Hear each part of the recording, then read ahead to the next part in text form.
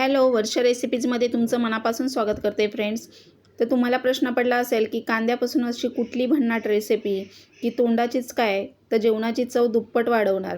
आणि आता उन्हाळ्याच्या दिवसांमध्ये बघा जेवण जात नाही, त्यावेळेला तुम्ही अशी ही कांद्याची रेसिपी बनवून बघा, एवढी छान टेस्टी आणि रुचकर लागते. तर एक सोडून तुम्ही 2 भाकरी खाल बघा. तर आता सर्वात प्रथम इथे बघा मी 6 ते 7 कांदे घेतलेले आहेत. तुम्हाला जेवढ्या प्रमाणात बनवायची तेवढे तुम्ही कांदे घ्यायचे आहेत. तर इथे मी 6-7 कांदे त्याची साल काढून आता अगदी बारीक कट करून घ्यायचा आहे, बारीक चिरून घ्यायचा आहे कांदा. तर एवढी छान रेसिपी आहे ना, तर एक सोडून 2 भाकरी खाल तुम्ही आणि एवढी टेस्टी लागते बघा. तर तुम्ही आठवड्यातून हे एकदा ते दोनदा नक्की बनवाल ही रेसिपी. जेव्हा भाजीला काय नसतं, आपल्याला भाजी काय करावी सुचत नसेल, तर तुम्ही अशी झटपट भाजी बनवू शकता. फक्त अवघ्या 5 मिनिटामध्ये तयार होती. तर आता इथे बघा कांदा मी बारीक कट करून घेते आहे. तुम्ही मोठा कट केला तरी चालेल. इथे मी बारीक कट करून घेते आहे. तर तुमच्या आवडीप्रमाणे तुम्ही उभा मोठा बारीक करायचा आहे. तर इथे मी आता बारीक कट करून घेते आहे. आणि ज्या वेळेला भाजीला काही सुचत नसतं, तर घरामध्ये काही वेळेला काही भाज्या अवेलेबल नसतात, त्यावेळेला तुम्ही असे कांदे घ्यायचे आहेत. तर बऱ्याच वेळेला कांदे शिल्लक राहतात आपल्या घरामध्ये, सगळ्यांच्याच घरात अवेलेबल असतात. त्यावेळेला तुम्ही अशी कांद्याची रेसिपी बनवू शकता. तर एवढी टेस्टी लागते. तर बघा अगदी तुम्ही टिफिनला बनवूनसुद्धा देऊ शकता मुलांना, लहान मुलांना चपातीसोबत, किंवा घरीसुद्धा तुम्ही आता उन्हाळ्याचे दिवस आहे, जेवण जात नाही, त्यावेळेला तुम्ही अशी झटपट 5 मिनिटामध्ये बनवून तुम्ही भाकरीसोबत खाऊ शकता. एवढी टेस्टी आणि रुचकर लागते. तर बघा एकदा बनवली तर तुम्ही आठवड्यातून 2दा ही नक्की बनवाल. तर मलासुद्धा खूप आवडते आणि मी नेहमी बनवत असते. आठवड्यातून एकदा तर मी बनवतच असते. तर आता बघा इथे मी बारीक कांदे कट करून घेते. तर आता इथे सगळे कांदे मी कट करून घेतलेत आणि आता हे आपल्याला एका ताटामध्ये काढून घ्यायचे आहेत. तर आता इथे बारीक चिरलेला कांदा मी एका ताटात काढून घेते आणि त्यानंतर मग आपण करायला घेणार आहोत. तर आता हे जे मी 5 ते 6 कांदे कट केलेले आहे, हे 4 ते 5 लोकांसाठी पुरेशी होती भाजी. तर आता बघा इथे मी कढई तापायला ठेवली. कढईमध्ये 1 ते 1.5 चमचा तेल घालायचं आहे. तेल बेतानेच घालायचं, कारण शिजल्यानंतर कमी होते. तर आता बघा इथे तेल चांगलं कडकडीत असं तापून घ्यायचं आहे. तेल तापल्यानंतर त्यामध्ये आपल्याला बघा जिरी, मोहरी टाकायची आहे. जिरे आणि मोहरी टाकायची आणि ती चांगली तडतडून द्यायची आहे तेलामध्ये. गॅसची फ्लेम अगदी कमी करायची आहे तेल तापल्यानंतर, नाही तर मग जिरी मोहरी जळू शकते. तर आता इथे बघा तेलामध्ये चांगली तडतडलेली आहे. चांगला तडका बसल्यानंतर मग आता इथे लाल तिखट टाकायचं. लाल तिखट आवडीप्रमाणे टाकू शकता. इथे मी 1.5 ते 2 चमचे लाल तिखट टाकले, थोडी हळद टाकलेली आहे. आता हा कांदा सर्व आपल्याला त्यामध्ये टाकायचा आहे आणि व्यवस्थित असा शिजवून घ्यायचा आहे.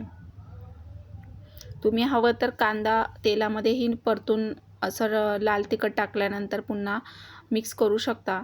पण आता इथे आपण कांद्याचीच रेसिपी बनवणार आहोत, त्यामुळे मी इथे पहिलं लाल तिखट वगैरे जिरी मोहरी टाकून घेतली आणि त्यामध्ये हा बारीक चिरलेला कांदा टाकायचा. थोडीशी बारीक चिरलेली कोथिंबीर टाकलेली आहे आणि चवीनुसार मीठ टाकायचं आहे. तर मीठ थोडं कमीच टाकायचं, म्हणजे शिजल्यानंतर कमी होते. तर आता तुम्हाला प्रश्न पडला असेल की कांद्याची कुठली रेसिपी, तर आता याला आम्ही कांद्याची चटणी पण बोलतो, किंवा कांद्याची मिरची, किंवा कांद्याची भाजीही तुम्ही म्हणू शकता. ते एवढी टेस्टी लागते. तर तुम्ही असा उभा साईजचाही कांदा कट करू शकता किंवा असा बारीकही कापू शकता आणि वाफेवरच शिजवायचं आहे. पाणी वगैरे काहीच ॲड करायचं नाही आहे त्यामध्ये. आणि 1-2 मिनिटांनी झाकण काढून बघायचं, पुन्हा हलवायचं आणि 1-2 मिनटं ठेवायचं. अशी 5 मिनिटामध्ये बघा ही कांद्यापासून एवढी छान टेस्टी अशी भाजी तयार होते. तर आता आमच्या गावाकडे याला कांद्याची चटणी म्हणतात. तर आता बघा शिजत आलेली आहे पूर्णपणे आणि पूर्णपणे शिजल्यानंतर बघा अशी छान चटपटीत चमचमीत अशी कांद्याची चटणी तयार होते.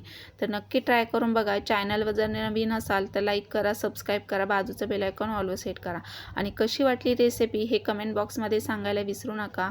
आवडली असेल तर लाईक नक्की करा आणि जास्तीत जास्त शेअर करायला विसरू नका. तर एवढी टेस्टी लागते. तर तुम्ही एक सोडून 2 भाकरी खाल बघा आणि आठवड्यातून 1-2दा नक्की बनवाल.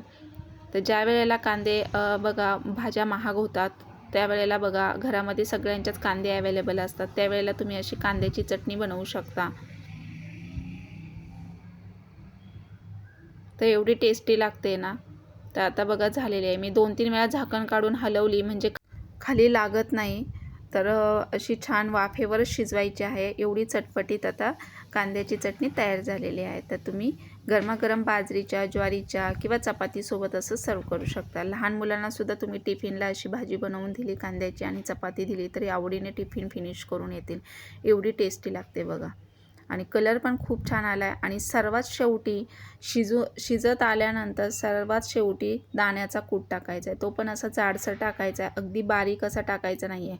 थोडा जाडसर असा गरगरीत वाटल्यानंतर शेंगदाणे भाजून घेऊन तुम्ही असे गरगरीत वाटून टाकायचे आहेत किंवा जाड असा दाण्याचा कूट टाकायचा. एवढी छान चटपटीत तयार होते ना, तर नक्की ट्राय करून बघा. झाली आहे ना छान. कलर तर एवढा छान आला आहे ना, तर चव तर विचारू नका. एवढी अप्रतिम चव लागते. आणि गरमागरम असं बाजरीच्या ज्वारीच्या भाकरीसोबत फॅमिलीसोबत एन्जॉय करायचे. तर आता माझा व्हिडिओ मी इथंच एंड करते. आय होप आवडला असेल तर लाईक नक्की करा, सबस्क्राईब करा आणि बाजूचं बेल आयकॉन ऑलवर सेट करा म्हणजे माझ्या व्हिडिओचं नोटिफिकेशन येईल आणि तुम्हाला अशा माझ्या छान छान गावाकडच्या रेसिपी पाहायला मिळतील. थँक्यू.